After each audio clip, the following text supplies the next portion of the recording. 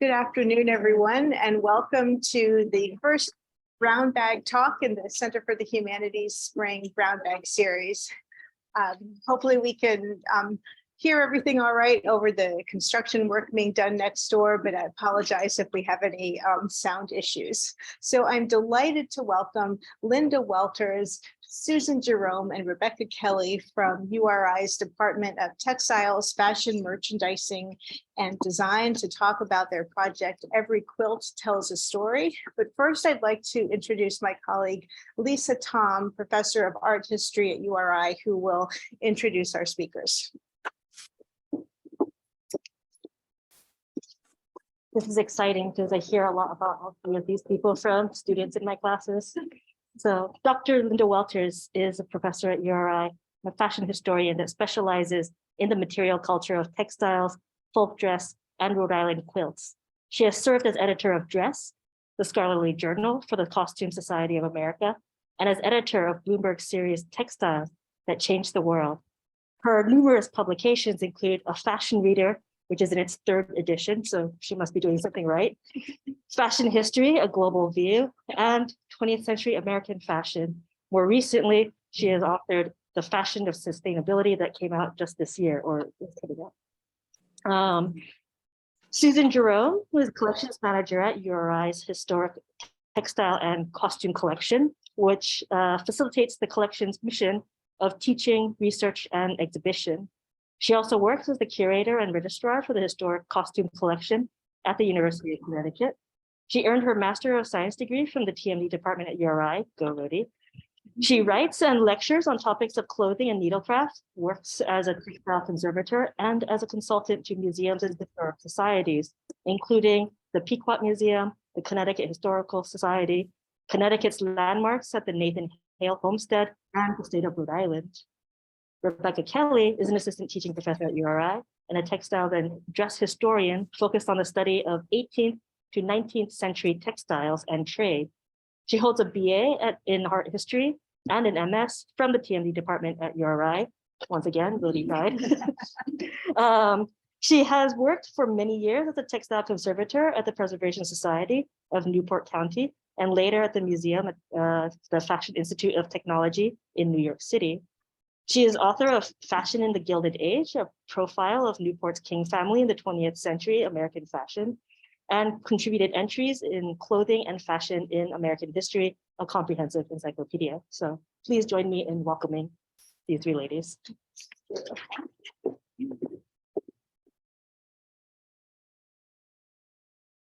This is working, right? So we need to make sure that everybody in the distance can hear us.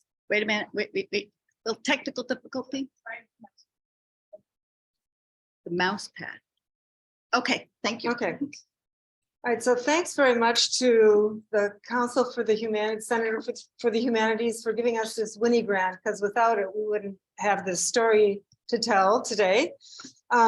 It's already been paying forward. We got a call this summer from a high-end quilting magazine called Quilt Folk and told them about this, and they were very excited about it and decided to come to Rhode Island and feature this as well as some other stories, a graduate student in our program and the quilt documentation project that we did back in the 90s. You can pass around. So it's already been paying forward, and we have potential to contribute to some other online programs called Textile Talks, and the American Quilt Study Group does some webinars and so on. And even yesterday's story on the URI website resulted in multiple people contacting us about quilts. Okay, so Susan Jerome is the collections manager, so she's going to tell you a little bit about quilts in our collection. She emphasized the word little because I tend to go on about quilts so much. So URI has over 80 quilts and quilt blocks and such in the collection.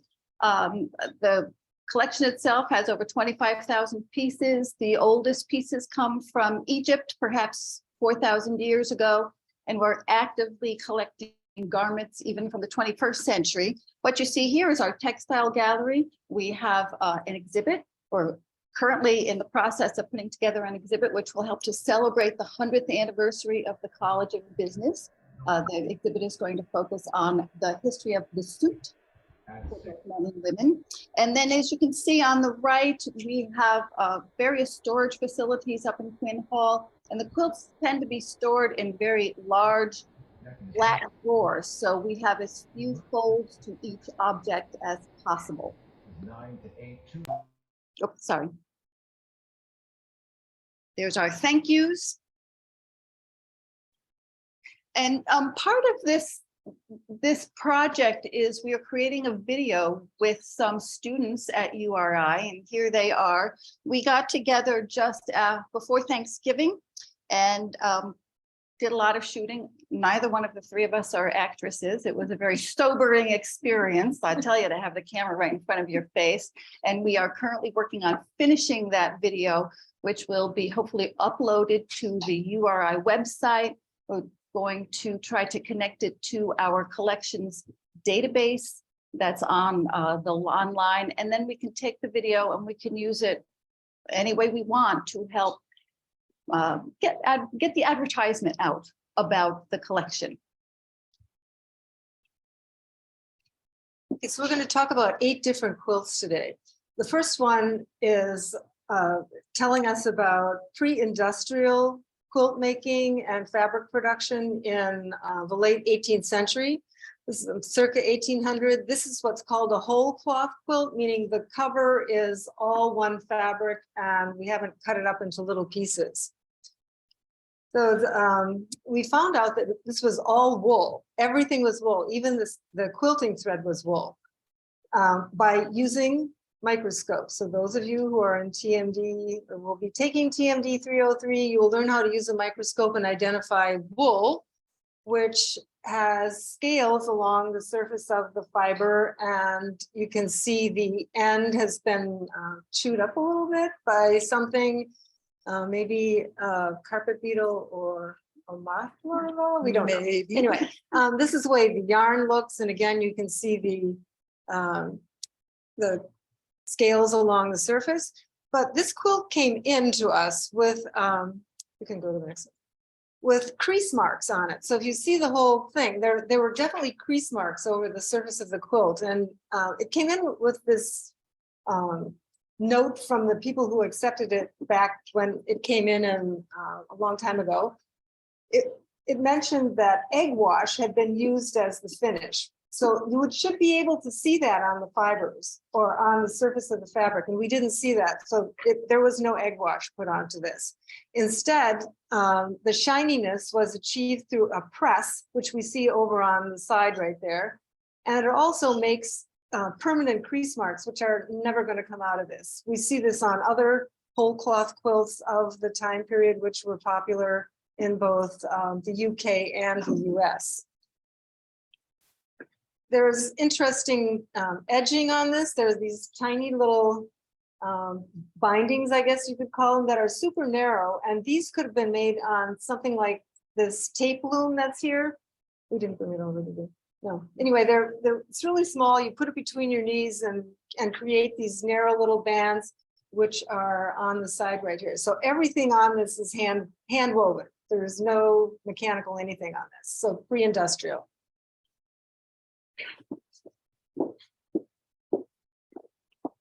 Okay, well, every quilt tells a story. I was really thrilled when Dr. Welters and Susie Jerome asked me to join this project with them. They've been working with these quilts for much longer than I have. And, one of the challenges of our project was to think about, how to tell the story and what quilts were going to be included in the video and all of that. So I was really thrilled to have an opportunity to, interpret this quilt as part of the project. This quilt has a really long history. So that's one of the things that attracted me to it.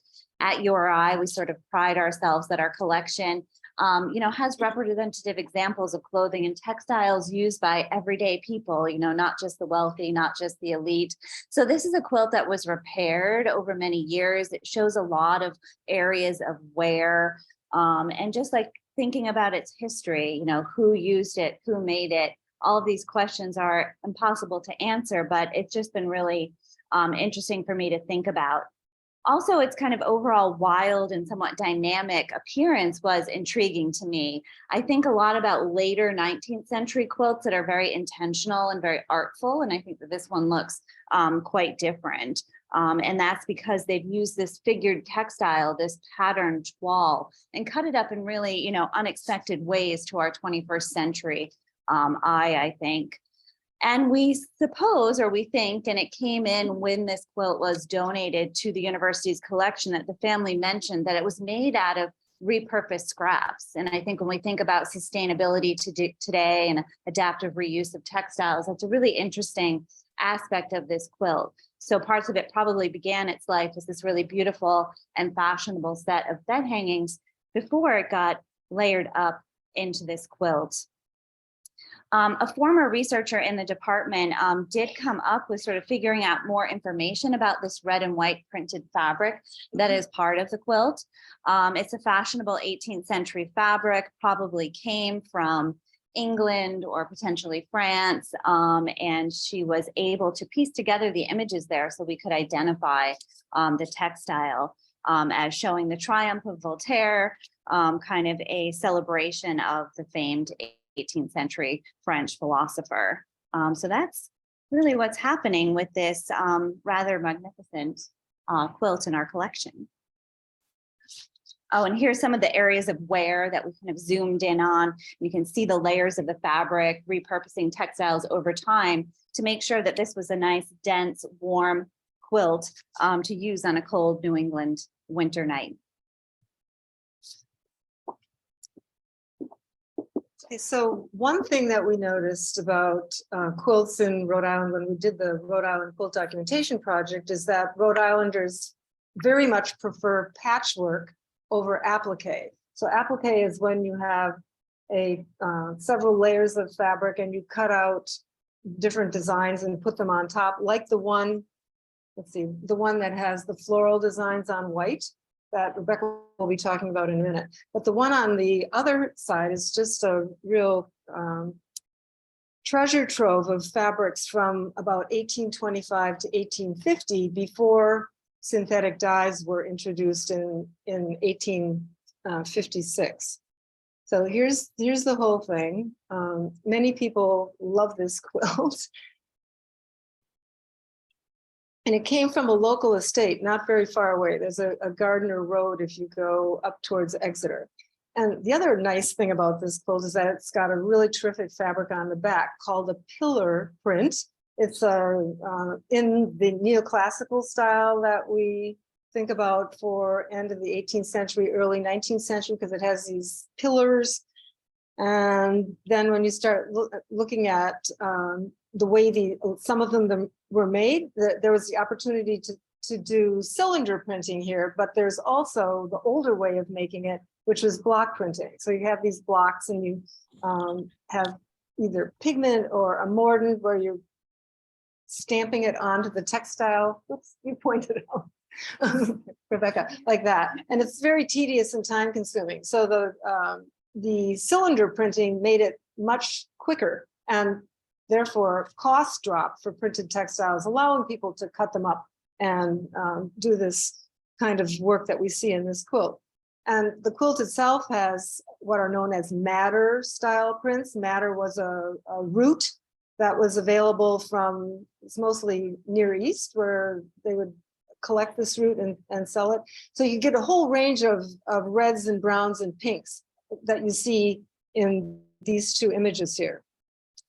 And then also you could, they had cylinders that would kind of make a rainbow effect, so that blue, it's intentional to have this faded effect. Those were quite popular in the 1840s. You see them in clothes and in quilts. And then there was no way to get a good green at this point. So you had to over dye blue onto yellow in order to get a green. We'll see in another slide how that what happens if they're exposed to the sun. And this is the quilt that's applique, the single one that we have that tells a story about applique. It was a really good story behind it. So again, I just was thrilled to have the opportunity to think about this quilt and what story it in fact tells. And on the table here, we have a great example of a quilt that combines patchwork and applique technique, this charming little crib quilt. So here again, we see a quilt that is very artfully done. That's one of the things that attracted me to it, the way these flower shapes are applied to the surface. The maker, Angeline Potter, was an accomplished sewer. It's just beautifully done. So I think as a person who's interested in craft, I really keyed into the expertise with which this quilt was sewn. Angeline had a somewhat dramatic life. Her first husband was killed during the American Civil War. And after that time, she had to set about really supporting herself as she was a widow. So she was using her seamstress skills. She was working in a dry goods shop, supporting herself. And she was made an offer of marriage by a much older gentleman. And she who was her cousin, actually, we believe, from doing the research. That's right.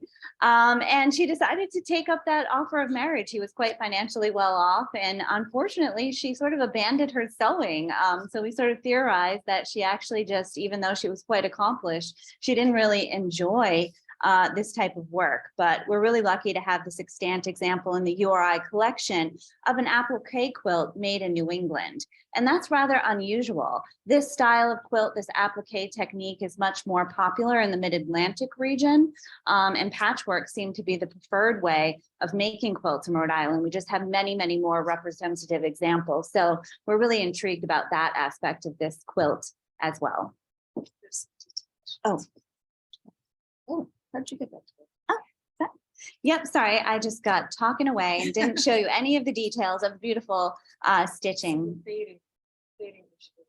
Yes, we do have some fugitive dyes that were not light fast. So as this quilt probably sat on a bed for many years, there's evidence of some of the loss of the color on these printed fabrics.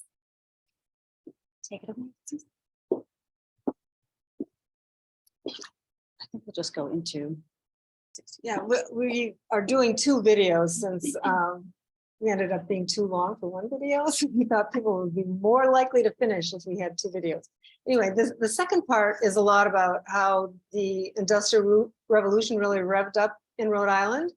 And this particular quilt came in from a family that had connections to a mill in Rhode Island. There were many, many mills. Some of them made fabric, wove fabric, and some dyed and printed.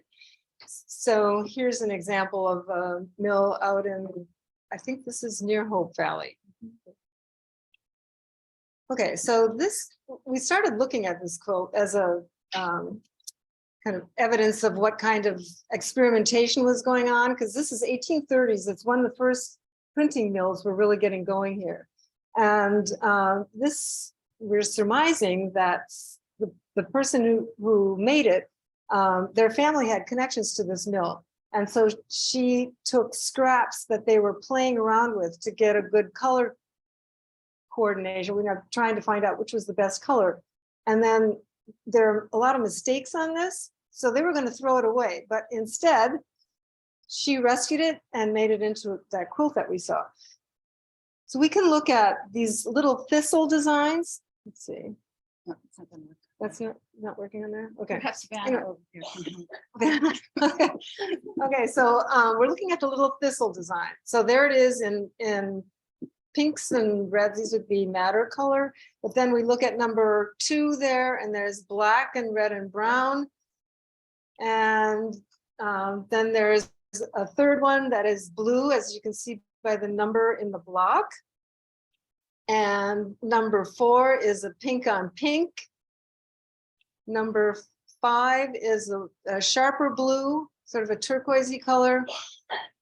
And number 6 is a darker red with black and on a dot. So altogether, there are 6 different colorways that they were playing around with at the mill, trying to find out which one might be the best seller.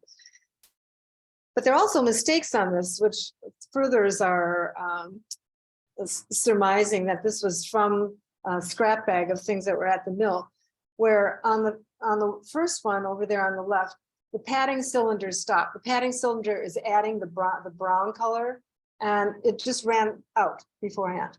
Then on the second one, the fabric was a little bit folded as it was going through the padding cylinder, and it didn't color in that section. So that's called a scrimp. Like we talk about scrimping along and so on. So that is an issue there. Now on the third one, there's not even color application, so it's streaky. So that's another problem. You couldn't sell this for a dress, for example, but you can use it in a quilt. I think that's it. Yes. Okay. And now we get to crazy quilts. How crazy is this quilt? I think, crazy quilts in some way is a bit of a misnomer because crazy quilts really show us a high quality of ability to embroider, to put pieces together and such. And I particularly like crazy quilts. This particular crazy quilt is unusual because it is double-sided. That's not something that you find. These quilts were meant to be displayed in a home. You did not put this on your bed so your cat could jump on it. You put this somewhere where people would go, oh, isn't that beautiful? Did you make that yourself? To which you could reply, oh, of course, yes, I did. And that's because towards the end of the 19th century, women had more leisure time in their lives. As Angeline perhaps gave up her sewing because she married a wealthy man and no longer had to sew, women took advantage of some of the technological innovations that occurred during the beginning and middle of the 19th century. And so by the 1870s in particular, you found women doing things just perhaps for their enjoyment, sewing for their enjoyment, sewing to create something beautiful for their house. They became what Louis Godey called the light of the home. And one of the things that sparked this interest in needlework was the Centennial Exposition held in Philadelphia in 1876. And it's estimated that, like a ninth of the American population actually went to see the Centennial Exhibition in 1876. Quite a number of people went to see it. And you have newspaper articles, all kinds of magazine articles and such that came from it. And you had organizations such as the Royal School of Needlework from London, having a full room that displayed all these different kinds of needle arts and such. So after that, we really, as historians, quilt historians, find a rise in the production of crazy quilts. And they are pretty crazy. You find all kinds of different things on crazy quilts. They're generally foundation pieced so that all of the scraps that you see, which are the satins, the silks, these are fancy fabrics. These are expensive fabrics. Some of them, because of the technology of the day, you have beautiful brocades, velvets and things. Those of you who are taking textile science should know what those things are at this point. You also find interest in nature. So you'll find flowers. This lady liked spiders. She included a number of spiders and turtles on her quilt. And one thing that we know about this quilt, it was given by a Mrs. Mervyn Miller. Now, we do not know Mrs. Mervyn Miller's first name, but the information that came with the quilt says that it came from her family, and her family was from Norwich, Connecticut. So you see here, this helps to date as well as give a provenance to this quilt. You see these commemorative ribbons that come from the Knights Templar. They have dates on them, 1886, I think. There's one that's 1884. So this helps to identify the area from which this quilt was made. However, because I don't know Mrs. Mervyn Miller's first name, and I cannot find Mr. Mervyn Miller anywhere yet in genealogical records, we don't know who she is. We have no information about her at all. And that's one thing that unfortunately we find in so many quilts, is that they are produced by anonymous. However, this quilt has quite a number of names on it. And this is a signature quilt that came in recently to the collection. The idea of signature quilts begins in the 1840s. People would sign a block for a quilt. Perhaps it's a quilt for someone who is going away. Perhaps it commemorates a particular celebration, a wedding or something. And by the 1880s, we find that signature quilts were not signed with ink in a person's name, but often the people's names were embroidered onto a block. Now, this quilt is all in scraps. What you see here is just how I laid all the strips and blocks out. I have no idea how this quilt was supposed to look, none whatsoever. It's one of those UFOs, unfinished. But it does have some fun little features to it. Every one of the names was written onto a piece of paper, and then the paper was used as a template, and then somebody embroidered in red over the names. Many of the names I couldn't find, some I could. And the one I found the most about, and perhaps we should not be surprised by this, is a woman who never married, and so she kept her name throughout her life. Yippee, yippee, yippee. Mary Eleanor Bristow was born on May 5th, 1915. I was able to find this picture of her from a graduation book, but because she never married and never moved away from Rhode Island, when she passed away in 1997, I could find this picture of her. And you see here her block with her name on it and her birth date on it. So because she never married, she is not an anonymous person as part of this quilt. Keeping your own name. I don't vote for keeping your name, that's right. Another quilt that we were lucky enough to know a lot about the maker was this extraordinary quilt, the cobweb or spider web quilt. And again, I think I was initially captivated by its overall appearance, this beautiful, rich, dark, silk black background that just pops with these multicolored cobweb motifs that were pieced by a gentleman named William Strange. Another reason we wanted to include this quilt in our stories of quilts is because, in fact, it was made by a man. And just to remind us that people of all genders are very interested in the textile arts.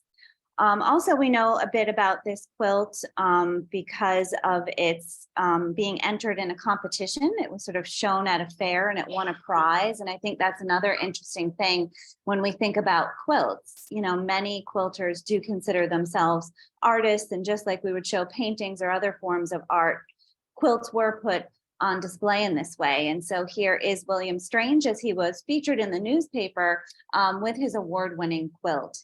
He was really well known in his hometown of Voluntown, Connecticut, as not just a quilter, but a textile artisan. He made lace, he did embroidery, and a really good friend of his, a woman named Cora Clark, who inherited the quilt or owned the quilt for a while, wrote a really wonderful poem about him, like that celebrated his various textile talents.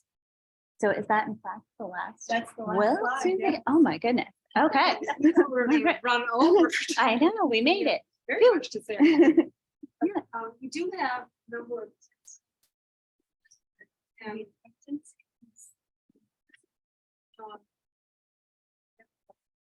Yeah, and are we still live on Zoom? And we at this time, we can ask people who might have questions, either online, I think, as well as in here. We're happy to answer anything. You are screen sharing, stop share. If you want, I'll keep an eye on the left. So it goes through. Oh, sure. Can't see Mike the dog. Got it. Okay. Repeat the question, yes. Hi, so Also, feel free to type questions into the chat. type questions into the chat, yes. How about in the room? Two questions. It's whether it's common for to sign their reader. Second question is, I have plenty to ask you some by that.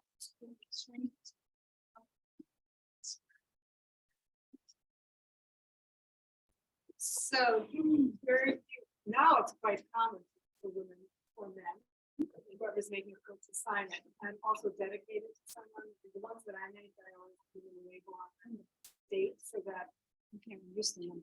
So the question, Okay, the question was about, do people sign quilts? How do we know who made them? That was, yeah. Okay, so in the past, people rarely signed quilts unless they were signature quilts.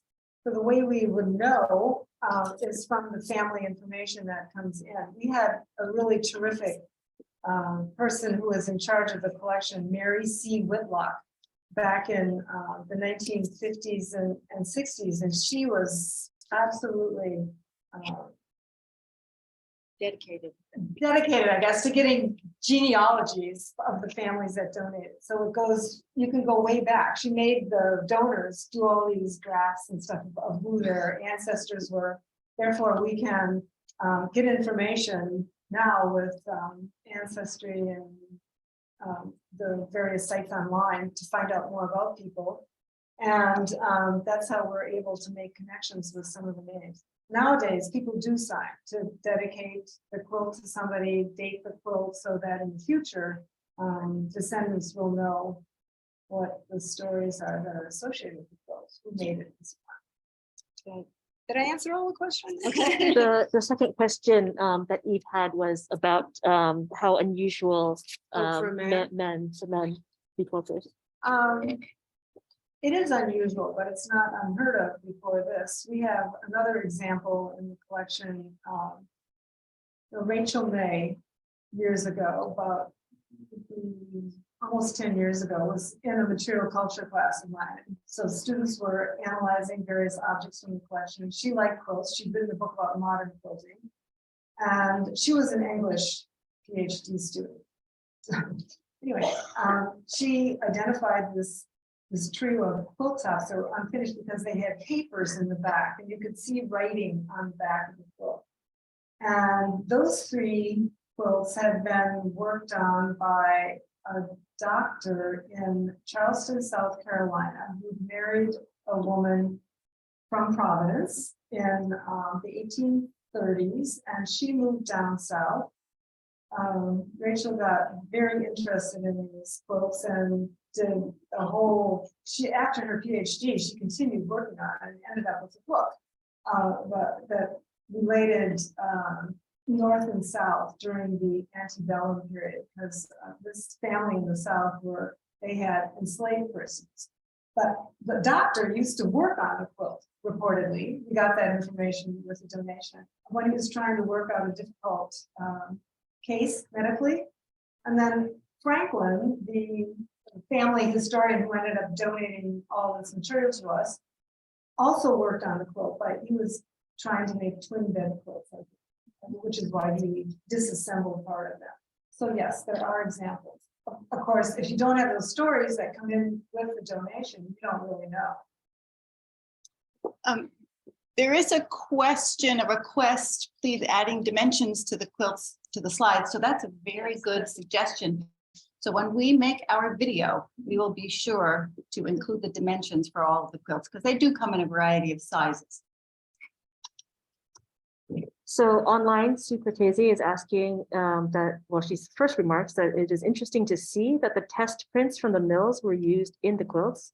Do you find many quilts made from these test prints? It's not uncommon at all, and it does make sense if you live near a quilt and you have a mill and you have the opportunity to take scraps home, then why not use them? And certainly, what if it's the New England way of doing things? You know, you make do with what you have, you use things up, you use what you have and such.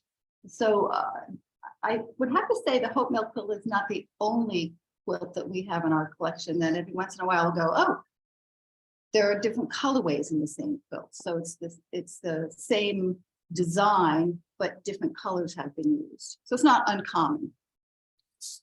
I suppose it's like outlet malls. Could you, oh, sorry. Go ahead. Okay, if the quilt comes to you find yourself looking at the techniques of quilting to seek its ancestry, or do you go more towards regional and the people who? So the question is, when we get a quilt into the collection and we do not know who made it, how do we start to try to identify the people or the place in which it was made? As collections manager, I have to say sometimes I'm a little skeptical about the history that can come with a quilt. You always have to take these things with a grain of salt. particularly in the ages or in families where everybody is named John Smith Jr., John Smith Sr., John Smith III, or things like that. Or the case of Mrs. Mervyn Miller, whom we know the quilt probably came from her family, but we know nothing about her yet. So I can try to find Mr. Mervyn Miller, and this is a project I have to try to figure out if I can find who he married and then go and do genealogical research on her. You can also look at quilts from their technical or design elements to try to figure out, well, is this more like an Amish quilt? Is this something that we would find in Rhode Island? Rhode Island quilts tend to be, and of course, Dr. Welters knows more about this. I shouldn't be talking about, but Rhode Island quilts, you find a lot of quilts that are on point. So they're not blocks that are square, perpendicular to the top and the bottom. They're set so that they look like triangles. The applique quilt, we have just 2 in our collection that are from Rhode Island. They're applique quilts. And as Rebecca said, they're not very common around here. So we try to find characteristics that might tell us something about a quilt. Yeah, a little bit more, we have people who come in and they want help dating a quilt or giving an approximate date for it. So definitely the different kinds of fabrics that are in these quilts, like would be very, you wouldn't find the fabrics from a crazy quilt before that time period, because those were only, all of those fabrics that you find in there were not mass manufactured successfully until the second half of the 19th century. And also you can tell about sewing machines, because the oldest quilt that we have that has something with a sewing machine, which was first patented in 1846. It took a while though for people to adapt to using them in their own homes. So it's 1860. But if we got a quilt that had some of the sections sewn by machine, we would know it couldn't be before that. So there's certain aspects, technical aspects, stylistic aspects, like we know crazy quilts were just a craze really across the United States in the 1880s. So it's not surprising that ours is right in the dead middle of it, 1884, 1885, 1886. So there's there's a famous book in our field called Clues in the Calico by Barbara Brackman. So you can actually look at the textiles and get some ideas that give you a range of dates when it was probably made. Unless people put all the fabrics in a bag and 20 years later, they finally decided to get it out. So there's that little kerfluffle in there too. So. Other questions here? Oh, there's a hand.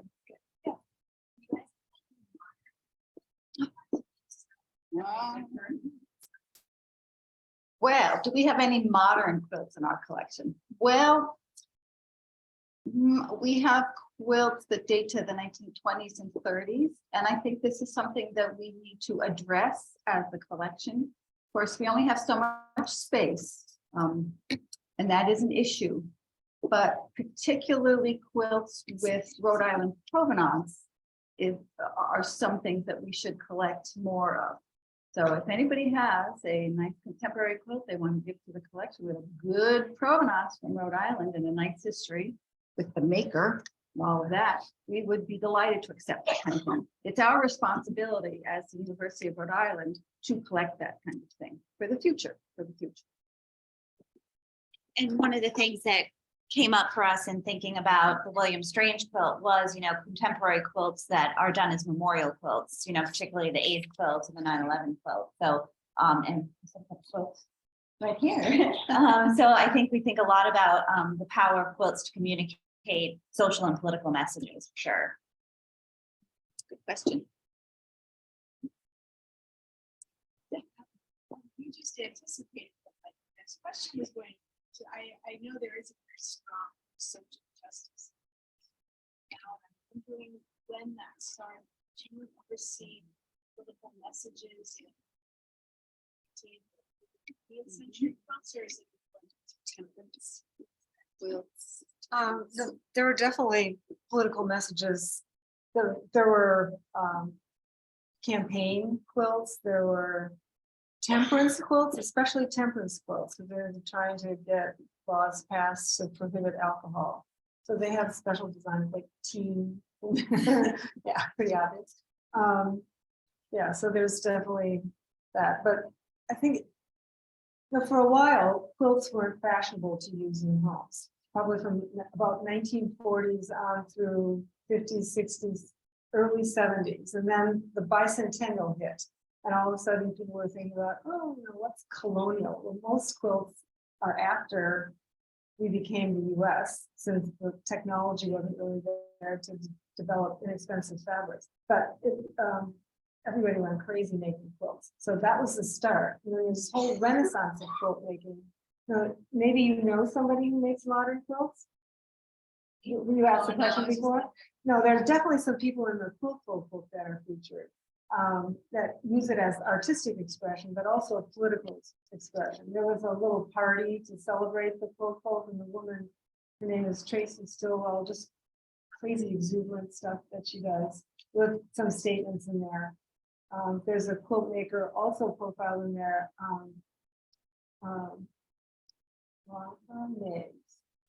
Yeah, she's from Newport, Quidnick Island. I think she actually lives in Middletown. But she makes quilts with figures from her family. She's African American, so they're very interesting. She gets commissioned now by people. She's in the Newport Art Museum for their current exhibition.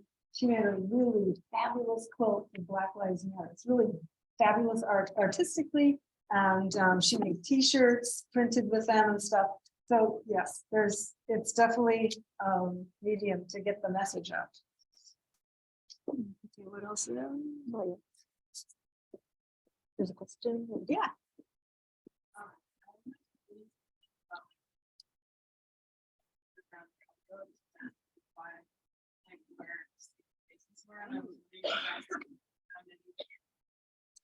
So the question is about the underground quilts, which is a very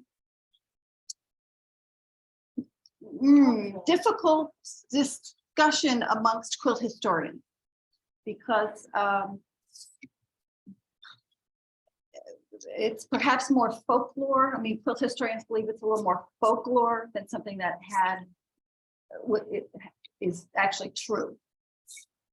So that's a very hot topic, and one that you will not get a lot of consensus with when you talk, amongst a group of average quilt people. There are a lot of books that are written about the underground quilts. There's books for children written about underground quilts. I'm headed in the right direction. And yet, if you were to talk to most quilt historians, and I would be one of them, I would say, I think that's a little more fiction than fact, that the documentary evidence is not there for that. Yes, and that is one of the most interesting parts of the idea of underground quilts, is that there is no evidence that we have because there was not meant to be evidence. Yes, and if you start with the original book written by Jacqueline Tobin and some other person, I've forgotten the gentleman's name who she wrote the book, one of their arguments is that for the enslaved people at the time, they did not have a written history. They did not keep these things, therefore they do not exist. And as historians, that's a wonderful conundrum. It's a topic that I don't think we have 100% answer on, but it's a good one. And many books have been written about it. There's been a lot of articles in like folklore publications. People who study the history of folklore in countries have written about it. Very interesting. What would help would be something in the slave narratives that were documented during the WPA. Be nice if somebody remembered back, there was this thing that happened. We could tell from the quilt, or maybe photographs of somebody with a quilt out on their porch that was a signal. There's something like some kind of evidence like that. That's what we're talking about. Or somebody remembers in their memoir. There's been a number of those that are written. Like the one we have, most of the students in the class were researching for a question last week about Elizabeth Kepler. So she wrote a book. It'd be nice, you know, if she had mentioned it in her book, we'd surely be able to say, yes, that happened. Hot topic. Online, Erin McCutcheon adds this comment that thanks for this presentation. Quilt as protest is making you think about the arpileras in Chile, which were panels embroidered by women to raise awareness of and protest the Pinochet dictatorship, and that there's a great exhibit that's available for anyone that's interested in the modern politics and quilts, and she adds a link here.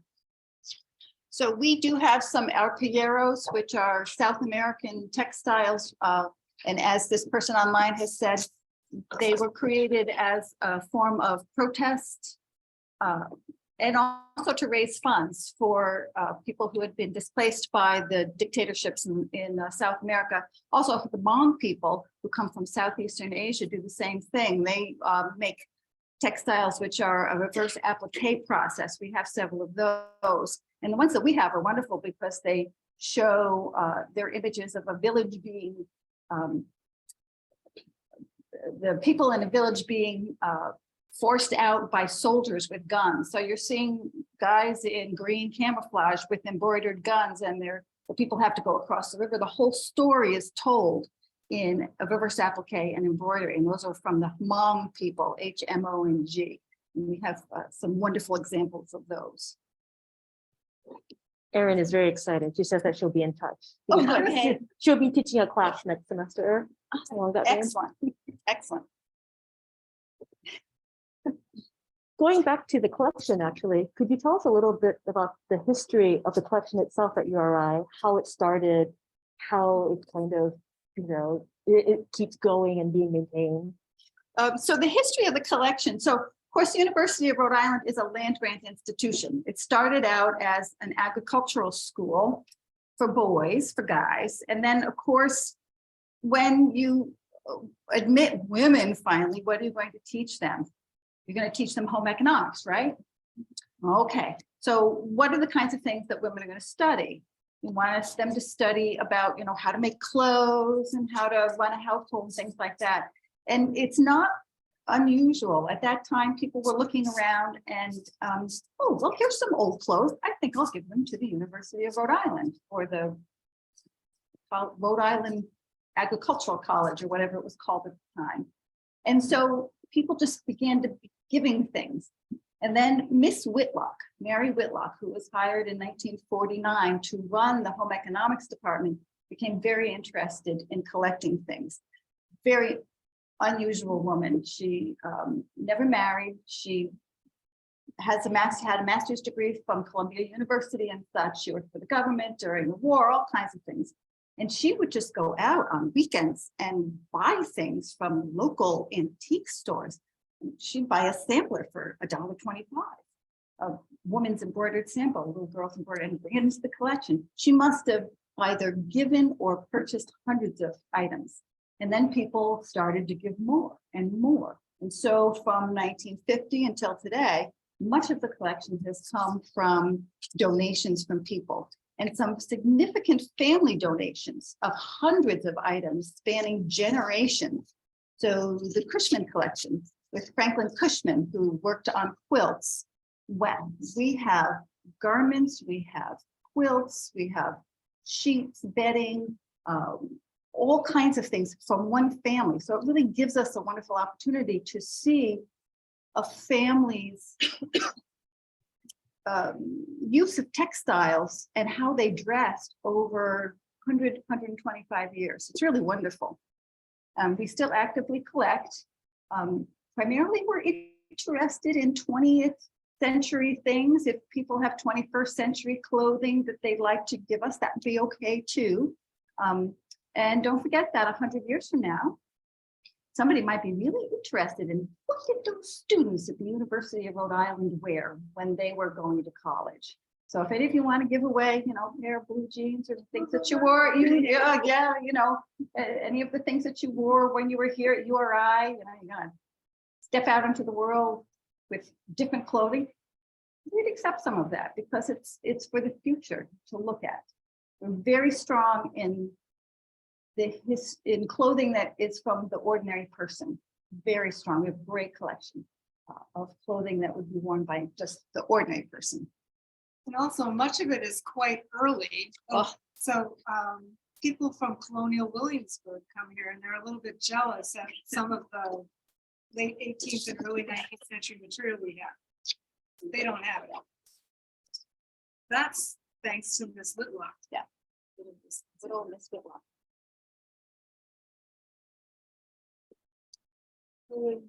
No more questions. We invite you to come up and have a tea from.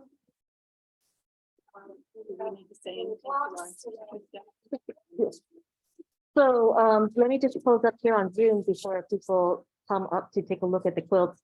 Sorry, this is why you guys should come in person. Not another question, but just to let everybody know that the next talk for the Center for Humanities is going to be David Faflix from English. He will be presenting on Plus Minus Profiles in Brazil's Beautiful Game on March 8th at noon. There are over 80 quilts in that collection. I see that question.